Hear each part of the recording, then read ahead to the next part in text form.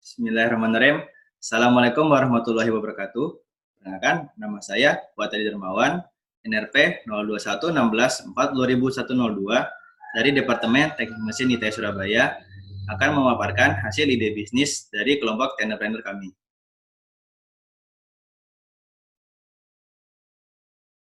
Jadi, untuk anggota kelompok Technopreneur kami, yang pertama ada Teduh Adi Prakoso, kemudian yang kedua ada saya sendiri, Fatih Darmawan, yang ketiga ada Muhammad Zulfan Faruqi, dan yang keempat ada Haris Haji Purnomo.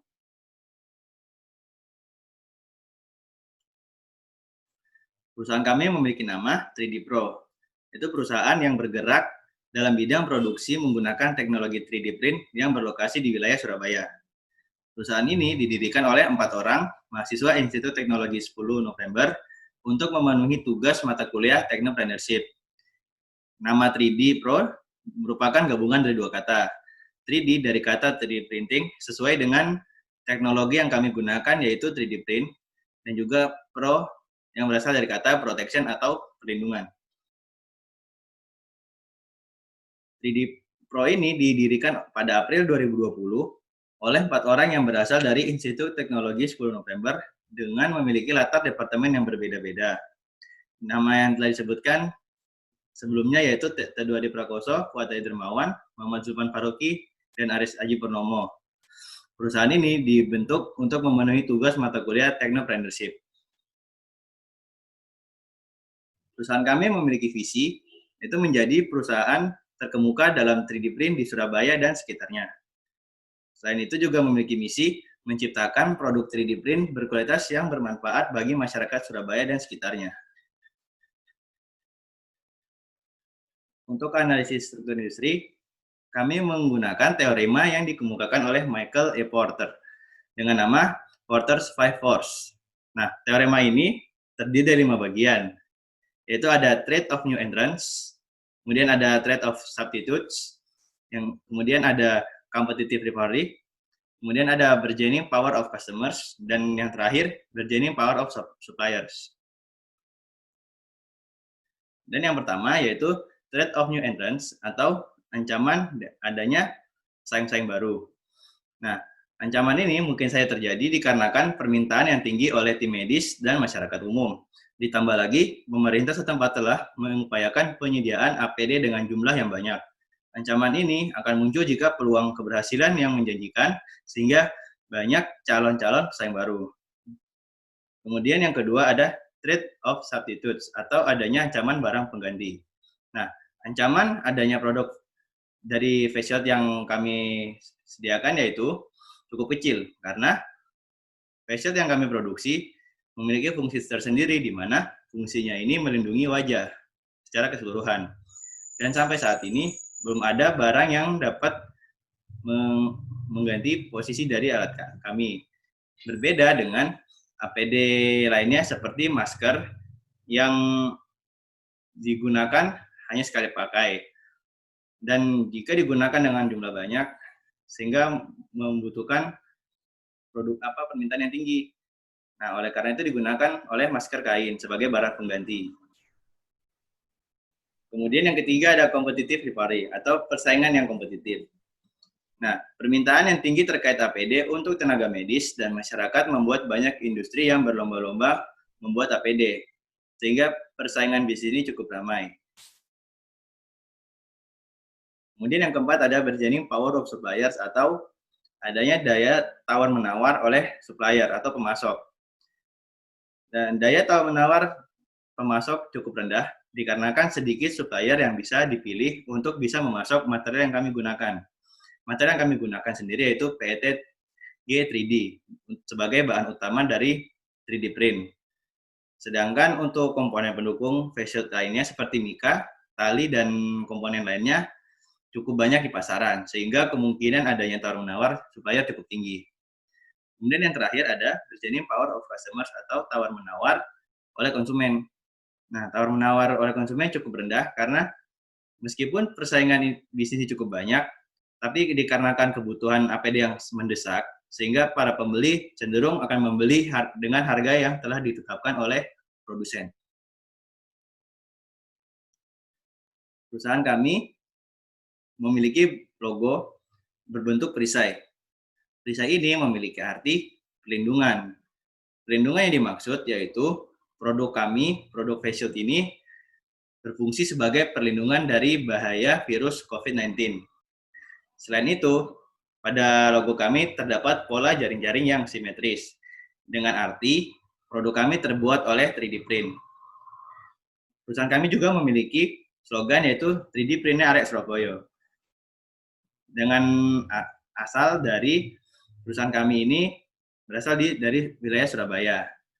Dan juga kami memiliki partnership yaitu 3D Zaiku Surabaya. 3D Zaiku ini merupakan pemasok dari bahan utama kami yaitu PET G3D. Sekian dari presentasi saya. Untuk slide berikutnya dapat dijelaskan oleh rekan saya. Sekian dari saya. Assalamualaikum warahmatullahi wabarakatuh.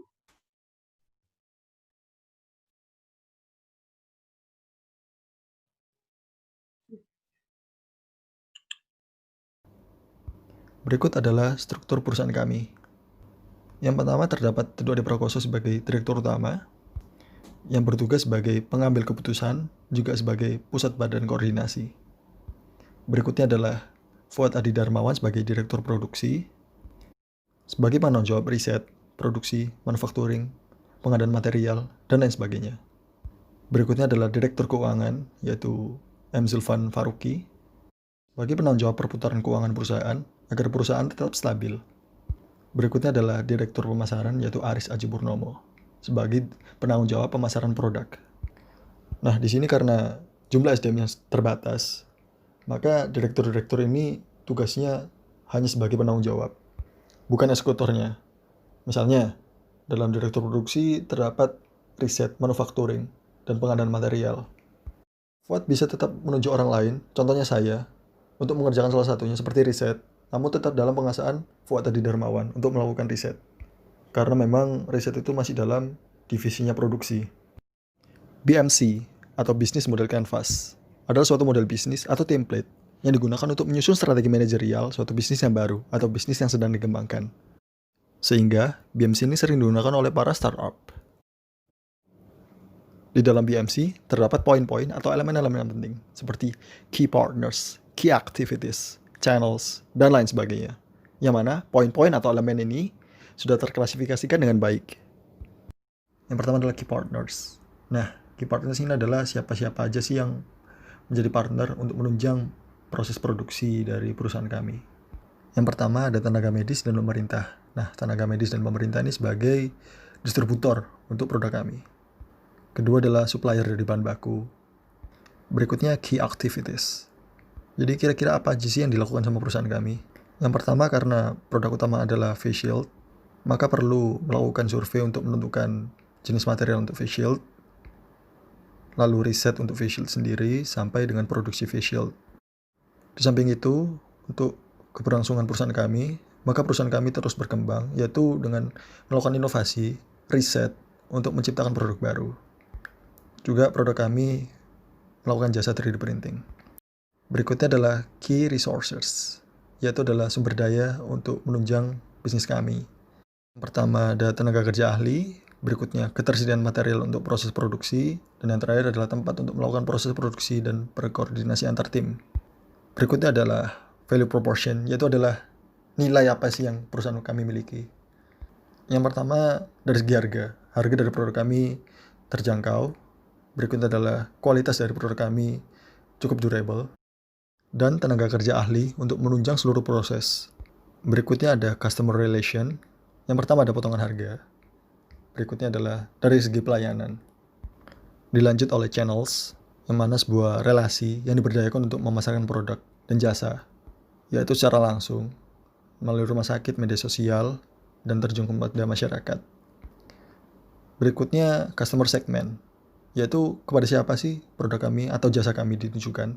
Yang pertama adalah masyarakat umum untuk face shield-nya. Berikutnya untuk jasa 3D printing, umumnya untuk masyarakat umum, tapi lebih spesifik untuk mahasiswa teknik. Cost structure, yaitu merupakan biaya yang dikeluarkan untuk investasi awal. Untuk proses produksi sendiri diperlukan sewa lahan, perlu untuk beli alat produksi, maintenance alat produksi, gaji untuk keberlangsungan perusahaan, dan bahan bakunya. Ini adalah cost revenue, merupakan pendapatan yang diperoleh yaitu berasal dari penjualan produk, jasa, dan donasi. Market analysis atau analisa pemasaran. Terang saja dalam berbisnis, kita ingin bisnis kita sejahtera. Yang berarti produk kita harus sampai pada tangan konsumen. Nah, dalam analisa pemasaran ini, kita menganalisa, mengidentifikasi siapa sih calon konsumen kita, kapan sih kira-kira produk kita dibutuhkan oleh konsumen, dan lain sebagainya.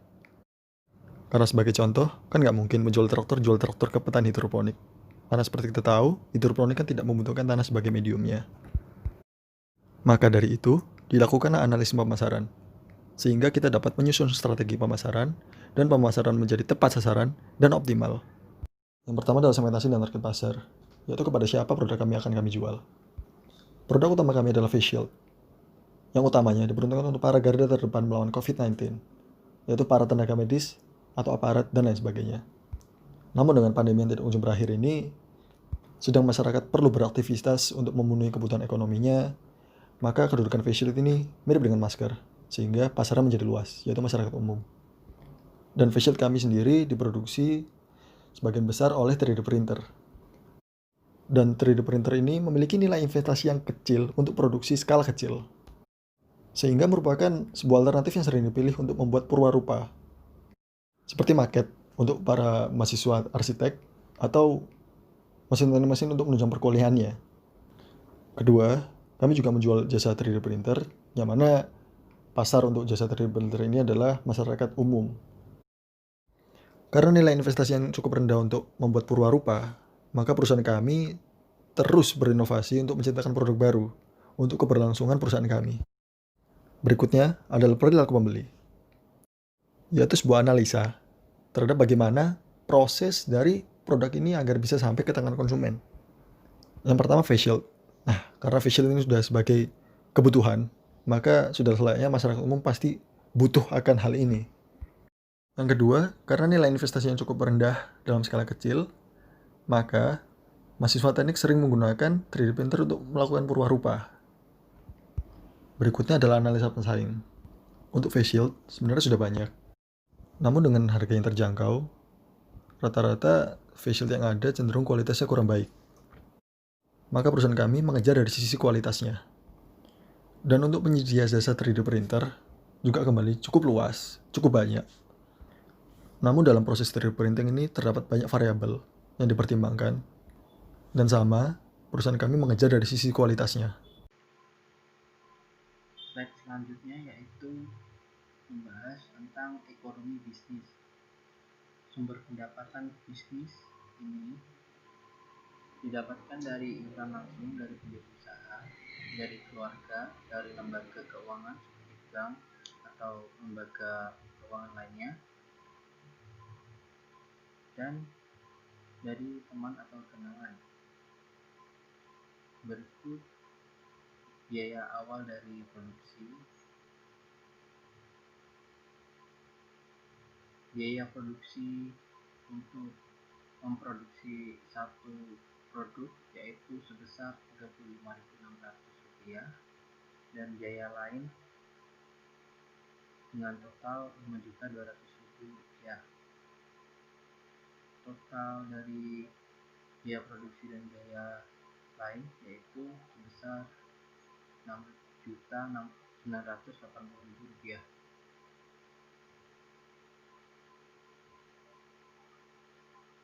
Selanjutnya yaitu fixed cost dan variable cost. Pada fixed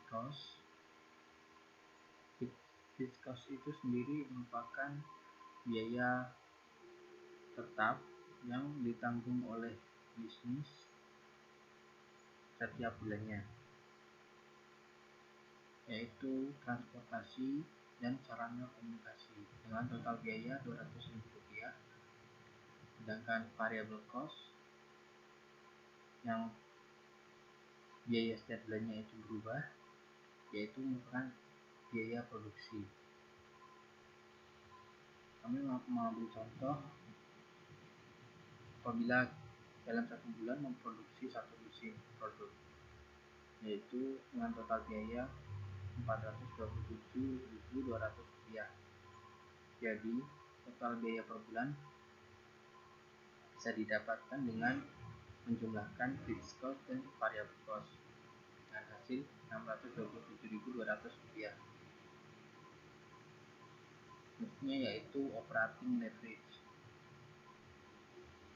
Operating leverage merupakan kemampuan perusahaan untuk menggunakan aset dari dana pinjaman untuk menghasilkan pengembalian yang baik dan mengurangi biaya yang digunakan. Dengan operating leverage, perusahaan dapat mengetahui perubahan laba operasi sebagai akibat perubahan penjualan, sehingga perusahaan dapat mengetahui keuntungan operasi perusahaan. Operating leverage dapat didapatkan dengan rumus margin kontribusi dibagi dengan laba operasi. Selanjutnya yaitu break-even point. Misalnya dalam 1 bulan terjual 1 lusin produk, maka harga total produk adalah Rp480.000. Selanjutnya kita mencari margin kontribusi dengan harga produk dikurangi variable cost, dihasilkan Rp52.800. Untuk BEP dalam 1 unit atau 1 lusin didapatkan dengan membagi fixed cost dengan margin kontribusi, dihasilkan 3,78 unit.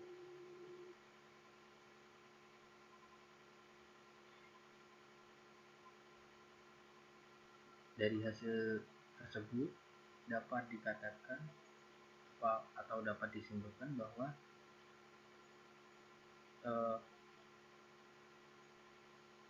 usaha akan kembali modal usaha akan balik modal setelah menjual sebanyak 4 lusin produk, atau bisa dihitung lagi apabila kita asumsikan 1 bulan terjual 1 lusin produk, maka BEP dalam bulan tersebut yaitu 3,78 dibagi penjualan produk, dihasilkan 3,78 bulan. Maka modal akan kembali setelah 4 bulan usaha. Berikut chart dari break-even point. Dapat dilihat bahwa pada penjualan 4 lusin, pendapatan dan total pengeluaran bernilai sama, dan pada penjualan selanjutnya usaha baru bisa dikatakan untung.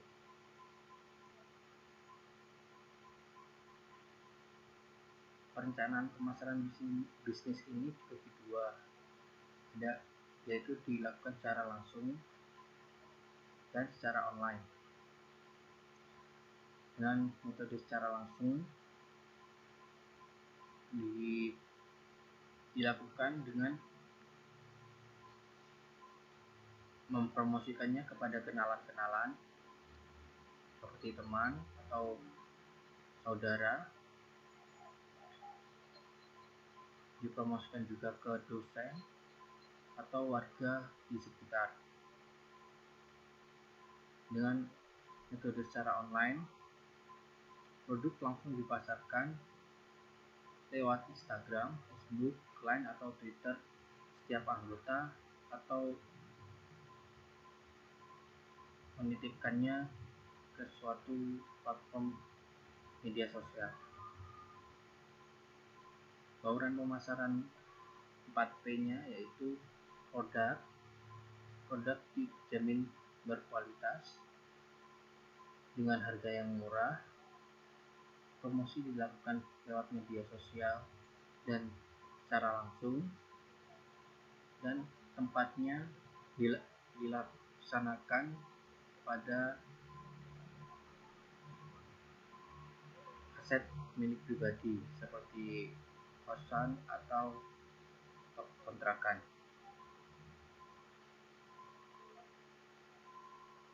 Selanjutnya yaitu proses atau siklus penjualan. Siklus penjualan produk ini yaitu produk ini dijual secara langsung. Produk ini juga disediakan pada platform online seperti Lazada, Shopee, Tokopedia, Bukalapak, dan lain sebagainya. Kami juga menjual produk ini dengan fasilitas cash on delivery. Jadi pembeli dapat melihat produk terlebih dahulu sebelum melakukan pembayaran.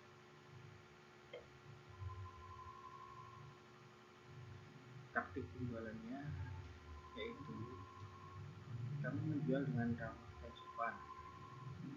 Sering ada diskon dalam penjualan dan melakukan kerjasama dengan partner untuk menjaga kredibilitas atau kepercayaan konsumen pada produk. Untuk rencana pengembangan dari bisnis ini, kami merencanakan pada 6 bulan ke depan, yaitu pada bulan pertama, produksi dan penjualan dilakukan secara kecil dan dilakukan proses feedback dari konsumen untuk mengembangkan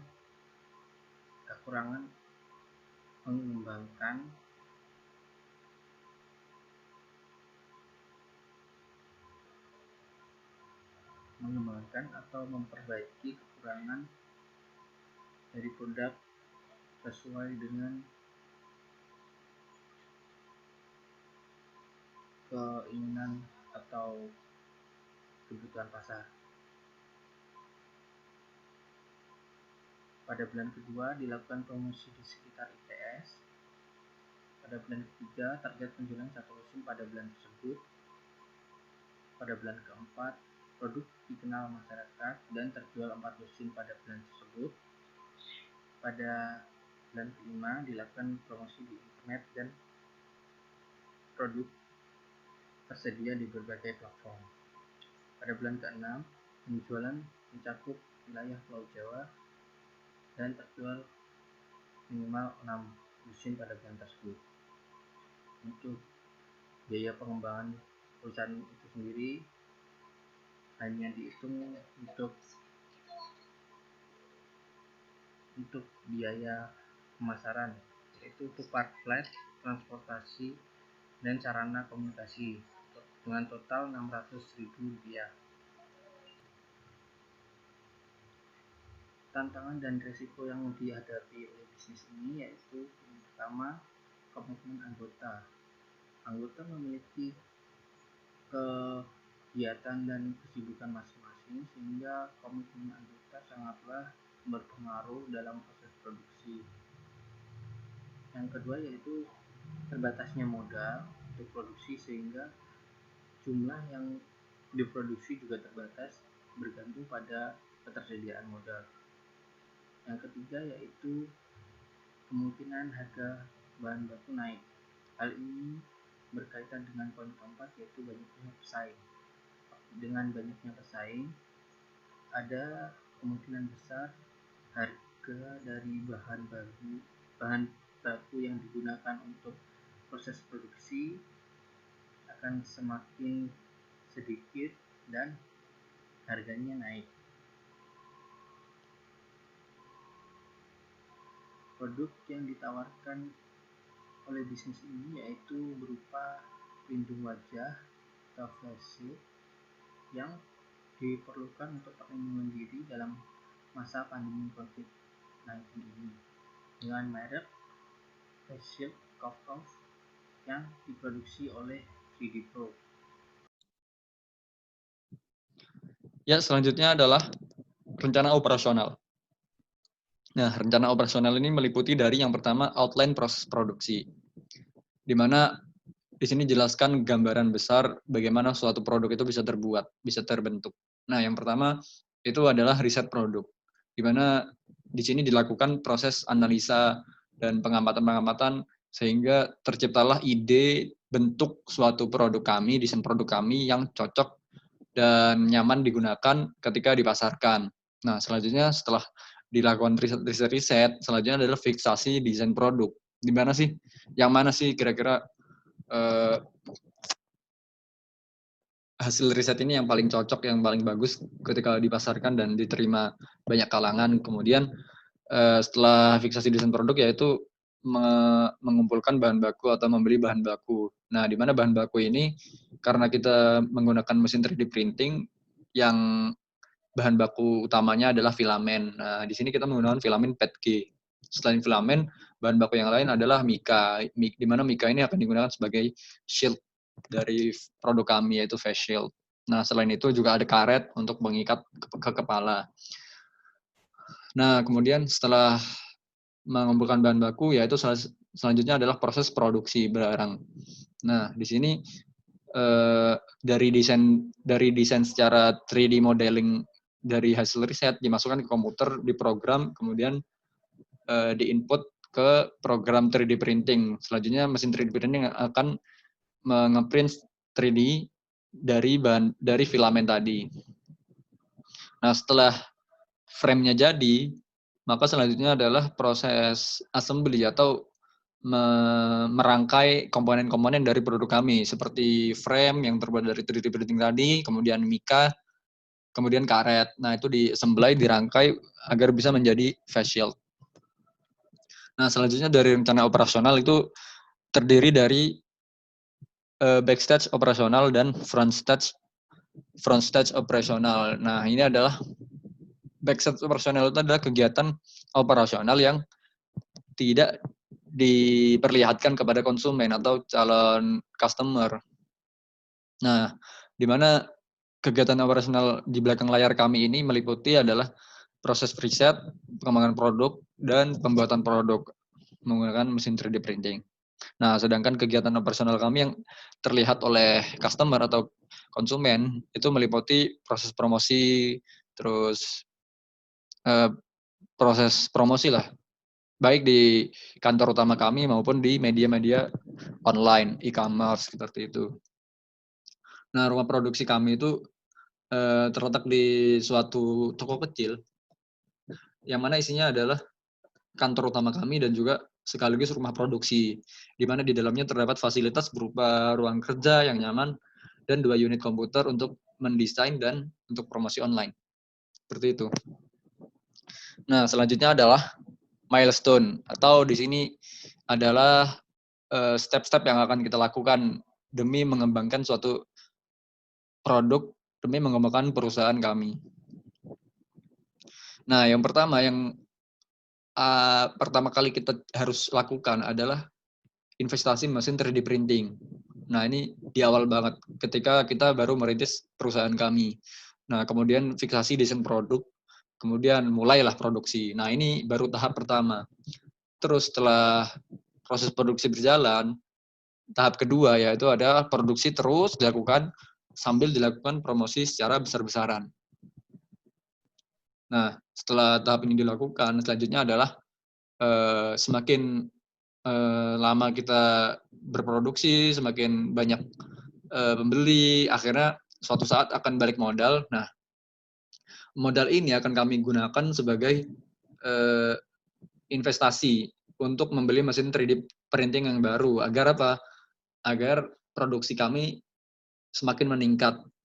Soalnya untuk membentuk suatu produk itu tidak membutuhkan waktu yang sebentar. Jadi agar satu hari itu kita bisa dapat menciptakan atau memproduksi barang yang lebih banyak sehingga juga lebih terjual bisa lebih banyak. Nah, terus selanjutnya setelah itu setelah semua tercapai, kita produksi terus, kita promosi terus, kita kita menjual ke siapapun yang membutuhkan. Kemudian target kita yang terakhir adalah menjadi pelopor face shield 3D printing nomor 1 di Surabaya dan di Indonesia selanjutnya. Nah, itulah tadi gambaran target-target kita dalam merintis perusahaan 3D Pro. Nah, setelah itu masuk ke bagian financial project atau project keuangan. Nah, di dalam project keuangan ini terdapat sumber pendanaan, di mana dijelaskan di sini pendanaan kami itu berasal dari penjualan produk face shield kami sendiri.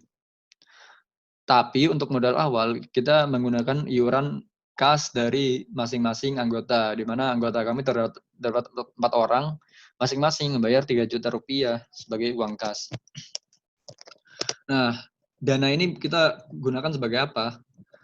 Nah, dana kami adalah kita gunakan untuk membeli mesin 3D printing, kemudian menyewa kantor produksi, dan membeli bahan baku produk untuk membuat suatu produk. Nah, seperti itu. Alokasi dananya mungkin seperti itu saja. Nah, selanjutnya untuk membuat laporan keuangan, itu diperlakukan beberapa asumsi-asumsi. Di mana asumsi kami pada kondisi saat ini, kondisi real saat ini, yaitu kasus virus corona di Indonesia terus meningkat, yang pertama. Terus, fasilitas rumah sakit terus ditingkatkan. Lalu pembangunan rumah sakit alternatif rujukan pasien corona dilakukan. Kemudian harga bahan bakar dan listrik tidak berubah secara signifikan. Kemudian pertumbuhan ekonomi masyarakat tidak terlalu berpengaruh terhadap perkembangan bisnis kami, karena target pasar kami adalah pemerintah dan rumah sakit swasta. Kemudian kebijakan pemerintah seperti PSBB dapat menghalangi distribusi produk dan intensitas kinerja kantor. Nah, berikut adalah yang telah disebutkan tadi adalah beberapa kondisi-kondisi yang mungkin telah terjadi, dan itu dilakukan agar kita bisa menyusun suatu proyeksi keuangan. Nah, lanjutnya ini adalah laporan keuangan kita. Produk. Nah, di sini laporan keuangan itu terdapat 3 laporan utama yang biasanya selalu ada di laporan keuangan perusahaan-perusahaan. Yang pertama adalah laporan neraca keuangan, kedua laba rugi, dan ketiga arus kas. Nah, yang pertama neraca keuangan. Neraca keuangan itu dilihat agar kita bisa menilai suatu perusahaan itu seberapa sehat sih dia itu perusahaan ini, dan agar kita bisa mengetahui perusahaan itu memiliki aset apa aja sih gitu. Nah, ini adalah contoh laporan keuangan kami dengan asumsi kami telah berjalan 9 bulan atau selama triwulan 3 ini dari bulan Januari sampai bulan November. Nah, di dalam neraca keuangan itu terdapat 3 hal. Yang pertama aset, kedua liabilitas, ketiga ekuitas. Nah, aset itu adalah sesuatu kepemilikan dari perusahaan. Liabilitas adalah sesuatu yang harus kita bayarkan atau utang perusahaan. Nah, ekuitas adalah aset atau suatu kepemilikan dikurangi liabilitas atau sesuatu yang harus dibayarkan. Nah, di dalam aset sendiri terdapat dua macam, yaitu aset lancar dan aset tidak lancar. Aset lancar adalah aset yang dapat dicairkan selama kurang lebih 1 tahun. Sedangkan aset tidak lancar adalah aset yang tidak bisa dicairkan dalam kurun waktu 1 tahun. Nah, di sini aset lancar kami terdiri dari uang kas. Uang kas yang terkumpul dari anggota inti kami yang telah iuran di awal merintis perusahaan, yaitu sebesar 12 juta rupiah. Kemudian hasil penjualan selama triwulan 3, di mana asumsi di sini kita menggunakan 300 PCS terjual setiap bulannya, berarti 300 PCS dikali 9 bulan, di mana kita mendapatkan 108 juta rupiah. Nah, selanjutnya aset tidak lancar. Itu kita memiliki mesin 3D printing yang bernilai 5 juta rupiah di awal investasi kami. Nah, kemudian liabilitas atau suatu yang wajib kita bayarkan. Liabilitas terbagi jadi 2, liabilitas jangka pendek dan liabilitas jangka panjang.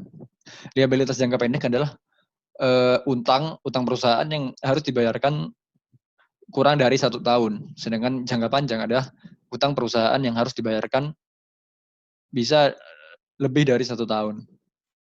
Nah, di mana liabilitas perusahaan kami yaitu adalah biaya produksi 300 PCS setiap bulan selama triwulan 3, di mana sebesar Rp9.120.000 dan sewa rumah produksi selama 9 bulan sebesar Rp9 juta. Nah, ekuitas adalah aset dikurangi liabilitas. Jadi jumlah aset kita dikurangi utang-utang kita, di mana asetnya tadi apabila dijumlah senilai Rp125 juta dikurangi liabilitas sebesar Rp8.120.000. Nah, didapatkan ekuitas sebesar Rp37.880.000. Nah, disitulah ekuitas kami atau nilai kami. Jadi bisa disimpulkan bahwa perusahaan kami tidak sedang terlilit utang atau tidak dapat membayar suatu utang gitulah. Nah, selanjutnya yaitu laporan laba rugi. Nah, asumsinya masih sama, yaitu perusahaan kami telah berjalan selama triwulan 3, yaitu bulan Januari sampai November. Nah, di laporan laba rugi itu sebelumnya adalah laporan yang digunakan agar kita bisa menilai suatu perusahaan itu profitable apa enggak sih, semisal kita mau investasi di suatu perusahaan. Nah, perusahaan ini kita investasiin, kira-kira profitable apa enggak sih gitu kan, bisa membawa kita profit atau enggak gitu. Nah, di sini masih dengan asumsi yang sama, yaitu terjual produk sebanyak 300 pieces setiap 1 bulan. Nah, di dalamnya terdapat pendapatan. Pendapatan dari penjualan yaitu sebesar Rp108 juta, di mana ada beban pokoknya sebesar Rp96.120.000. Sehingga didapatkan laba kotor, yaitu pendapatan penjualan dikurangi beban pokok, yaitu sebesar Rp11.880.000. Nah, ini tadi kan masalah laba kotor. Kemudian selama berproduksi, selama menjalankan perusahaan ini, itu terdapat beban usaha juga, yang meliputi transportasi, koneksi wifi, dan lain-lain. Sehingga apabila laba kotor ini dikurangi, beban usaha akan didapatkan laba bersih. Nah, beban usaha kami itu terdiri dari transportasi, koneksi wifi, dan lain-lain lah. Kayak administrasi seperti itu. Nah, di sini didapatkan total beban usaha Rp10 juta. Nah, sehingga laba bersih kami adalah sisa Rp1.880.000. Seperti itu. Selanjutnya adalah laporan arus kas. Laporan arus kas itu adalah laporan yang menjelaskan melaporkan uang masuk atau uang keluar selama suatu waktu tertentu, di mana asumsi kami masih tetap yaitu selama triwulan 3, yaitu bulan Januari sampai November. Nah, arus kas itu ada dari aktivitas operasi, ada dari aktivitas investasi, dan ada dari aktivitas pendanaan.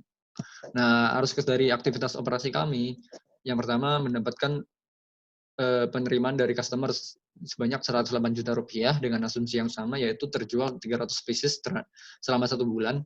Kemudian pembayaran kepada pemasok karyawan, ya ini uang keluar sebesar Rp96.120.000, dan sewa rumah produksi selama 9 bulan yaitu Rp9 juta.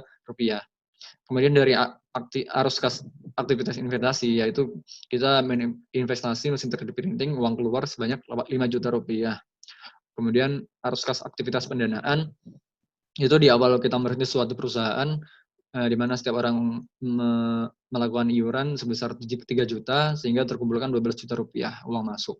Nah, dari semua ini ditambah dan dikurangin, akhirnya total kas selama triwulan 3 ini mendapatkan Rp9.880.000.